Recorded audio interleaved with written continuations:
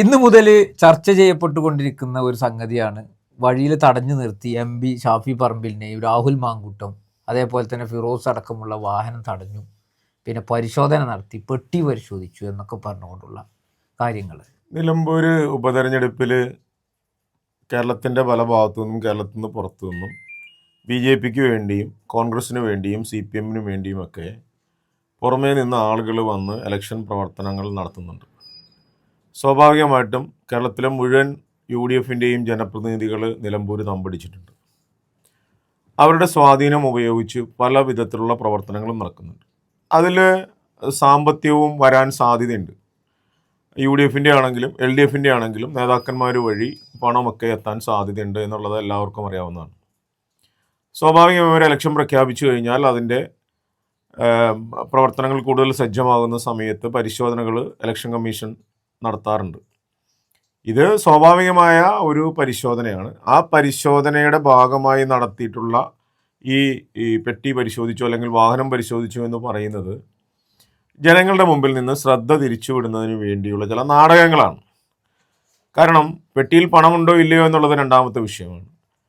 ഈ വിഷയം പറഞ്ഞുകൊണ്ട് ഇത് മാധ്യമങ്ങളുടെ മുമ്പിൽ ശ്രദ്ധ തിരിച്ചുവിട്ട് അടിസ്ഥാനപരമായ പ്രശ്നങ്ങളിൽ നിന്ന് ശ്രദ്ധ തിരിച്ച് ജനങ്ങളെ ശ്രദ്ധ മാറ്റുന്നതിനുള്ളൊരു ശ്രമമാണ്.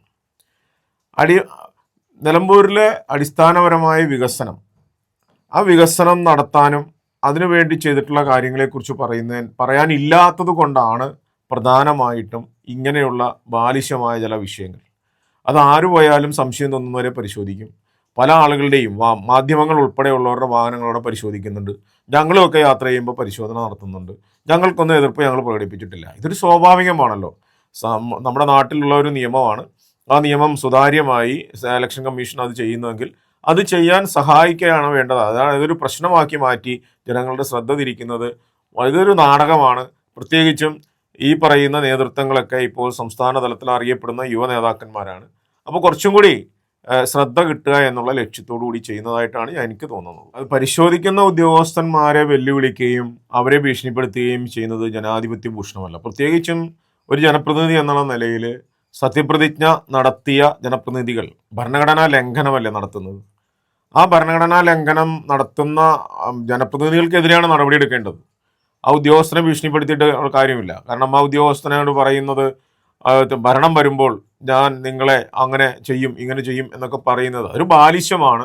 അതൊരു സാധാരണ യൂത്ത് കോൺഗ്രസ്സുകാരനോ സാധാരണ DYFIക്കാരനോ ഒക്കെ പറയുന്നത് പോലെ ഒരു ജനപ്രതിനിധി പറയുന്നത് അങ്ങേയറ്റത്തെ അപമാനമാണ്, ആക്ഷേപമാണ്. അദ്ദേഹത്തിന് കിട്ടുന്ന MLA MP എന്നുള്ള നിലയിൽ കിട്ടുന്ന പ്രിവിലേജ് പ്രോട്ടോകോൾ, ആ പ്രോട്ടോകോളൊക്കെ കിട്ടുന്ന രീതിയിൽ തന്നെയാണല്ലോ ഈ ഉദ്യോഗസ്ഥന്മാർ ഇത് പരിശോധിച്ചിട്ടുള്ളത്. അവർ അപമര്യാദയായിട്ടൊന്നും പെരുമാറി, പക്ഷേ അവരുടെ മേൽ അപമര്യാദയായി പെരുമാറുന്നത് മോശമല്ല. അത് ജനാധിപത്യ സംവിധാനങ്ങളെ അപമാനിക്കലാണ്.